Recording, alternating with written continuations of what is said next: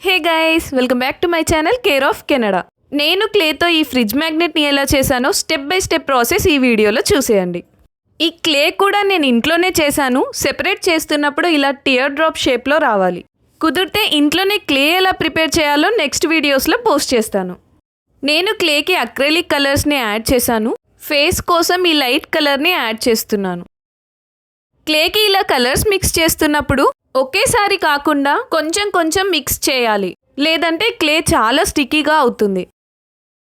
Colour mix చేశాక చాలా లైట్గా అనిపించింది, అందుకే డార్క్ బ్రౌన్ కూడా కాస్త యాడ్ చేస్తున్నాను.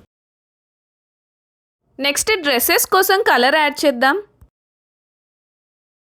కలర్ ఎంత మిక్స్ చేయాలి అని చెక్ చేస్తున్నాను. నాకు ఫాదర్ అండ్ మదర్కి సేమ్ కలర్ అండ్ బేబీకి డిఫరెంట్ కలర్లో ఉంటే బాగుంటుంది అనిపించింది. ఫస్ట్ ఫాదర్ అండ్ మదర్ కోసం పింక్ కలర్ చేద్దాం అనుకున్నాను. దానికోసం రెడ్ అండ్ వైట్ అక్రిలిక్ కలర్స్ని యాడ్ చేశాను. నెక్స్ట్ బేబీకి ఆరెంజ్ కలర్లో డ్రెస్ చేద్దాం అనుకున్నాను, సో కలర్ యాడ్ చేస్తున్నాను.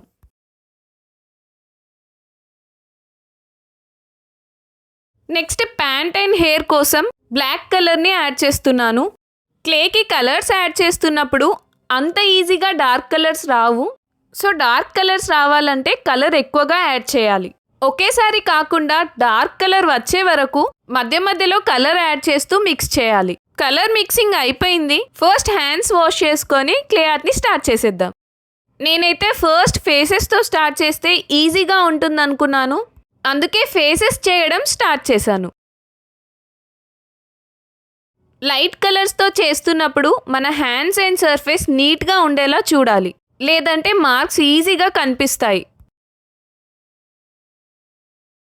ఫేసెస్ అయిపోయాక నెక్స్ట్ డ్రెస్సెస్ చేద్దాం. ఇంకా నేనైతే స్పెషల్గా క్లే టూల్స్ ఏం యూస్ చేయలేదు, హ్యాండ్తోనే చేసేసాను. బ్యాక్గ్రౌండ్లో ఉన్న రిఫరెన్స్ని బేస్ చేసుకొని డ్రెస్ని అడ్జస్ట్ చేస్తున్నాను.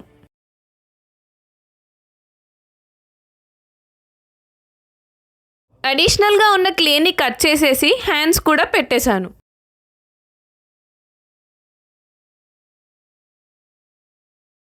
ప్యాంట్ చేయడం అయితే చాలా ఈజీ. రోల్ చేసి మధ్యలోకి ఫోల్డ్ చేస్తే సరిపోతుంది. నెక్స్ట్ బేబీకి బ్లౌజ్ అండ్ స్కర్ట్ కూడా చేస్తున్నాను.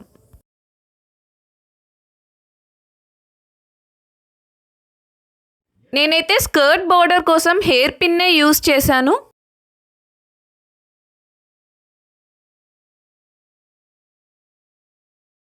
బ్లౌజ్ అండ్ స్కర్ట్ పైన డిజైన్ కోసం కూడా నేను హెయిర్ పిన్నే యూస్ చేశాను. నెక్స్ట్ అయితే నేను హెయిర్ పెడుతున్నాను.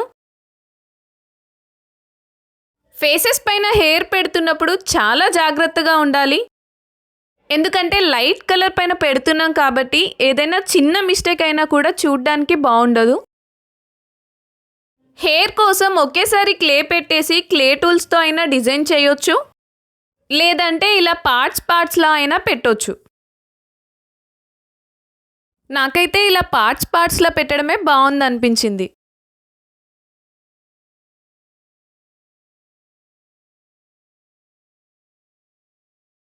నెక్స్ట్ బేబీకి షార్ట్ హెయిర్ చేద్దాం అనుకుంటున్నాను.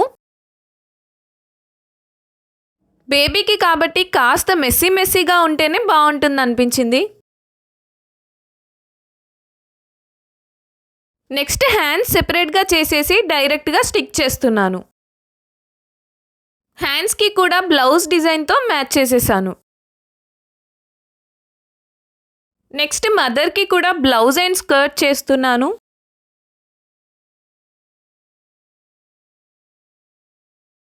ఇక్కడ కూడా సేమ్ హెయిర్ పిన్తోనే కట్ చేస్తున్నాను. బ్లౌజ్కి స్కర్ట్ అటాచ్ చేశాక షేప్ సెట్ చేసుకోవాలి.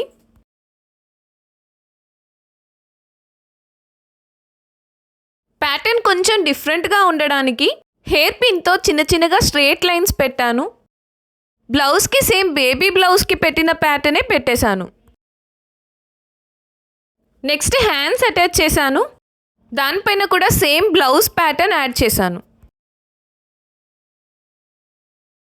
హెయిర్ కోసం క్లేని రోల్ చేస్తూ అటాచ్ చేస్తున్నాను.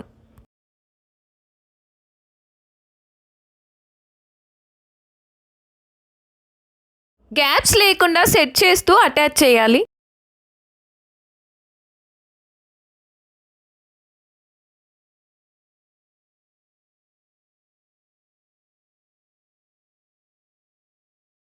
హెయిర్ కంప్లీట్గా పెట్టేశాక గ్యాప్స్ లేకుండా పిన్తో అడ్జస్ట్ చేస్తున్నాను. డ్రెస్సెస్ కూడా అయిపోయినాయి. నెక్స్ట్ ఐస్ పెట్టేస్తే ఫేస్ కూడా కంప్లీట్ అవుతుంది. ఐస్ అటాచ్ చేస్తున్నప్పుడు సరిగ్గా స్టిక్ అవ్వడానికి గ్లూ అప్లై చేయండి. ఈ చిన్న చిన్న డీటెయిలింగ్ అయిపోయాక బ్యాక్గ్రౌండ్ హౌస్ కోసం క్లేకి కలర్ యాడ్ చేద్దాం. నాకైతే మనం చూస్ చేసుకున్న అవుట్ఫిట్ కలర్స్కి బ్యాక్గ్రౌండ్లో బ్లూ కలర్ అయితే బాగుంటుంది అనిపించింది. కలర్ డార్క్గా కనిపించడానికి కొంచెం బ్లాక్ కలర్ కూడా యాడ్ చేస్తున్నాను. కలర్ మిక్స్ చేయడం అయిపోయింది. క్లే ఎంత షైనీగా ఉందో చూడండి. ఈ క్లేని ఈవెన్గా స్ప్రెడ్ చేద్దాము. మనకి కావాల్సిన షేప్ని అవుట్లైన్ వేసుకుందాం.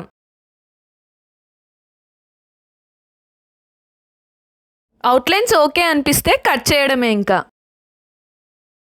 కట్ చేశాక బార్డర్స్ నీట్గా కనిపించవు. సో స్మూత్గా కనిపించడానికి సైడ్స్కి సీజర్తో స్లోగా ట్యాప్ చేద్దాం. నెక్స్ట్ హౌస్ టాప్ కోసం క్లేని రోల్ చేసి అటాచ్ చేశాను. ఎక్స్ట్రా పార్ట్స్ని కట్ చేశాను. కట్ చేసిన పార్ట్ నీట్గా కనిపించడానికి సీజర్తో ఈవెన్గా ప్రెస్ చేస్తున్నాను. ఇక్కడ కూడా డీటెయిలింగ్ కోసం హెయిర్ పిన్నే యూజ్ చేస్తున్నాను. నాకు బ్యాక్గ్రౌండ్ చాలా ప్లెయిన్గా అనిపించింది. అందుకే వైట్ కలర్ అక్రైలిక్ పెయింట్స్తో చిన్న చిన్న డాట్స్ పెట్టాను.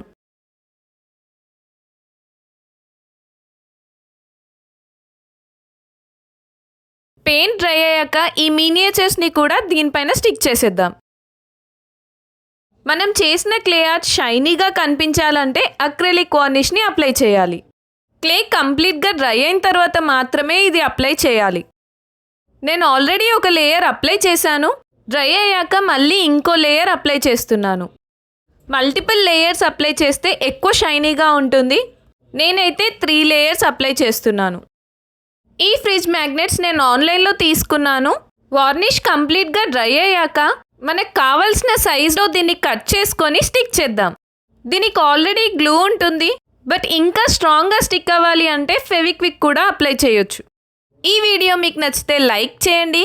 ఇంకా నా ఛానల్ని సబ్స్క్రైబ్ చేసుకోకపోతే వెంటనే సబ్స్క్రైబ్ చేసుకొని పక్కనే ఉన్న బెల్ ఐకాన్ని క్లిక్ చేయండి. మరో మంచి వీడియోతో మళ్ళీ కలుద్దాం. కేర్ ఆఫ్ కెనడాలో.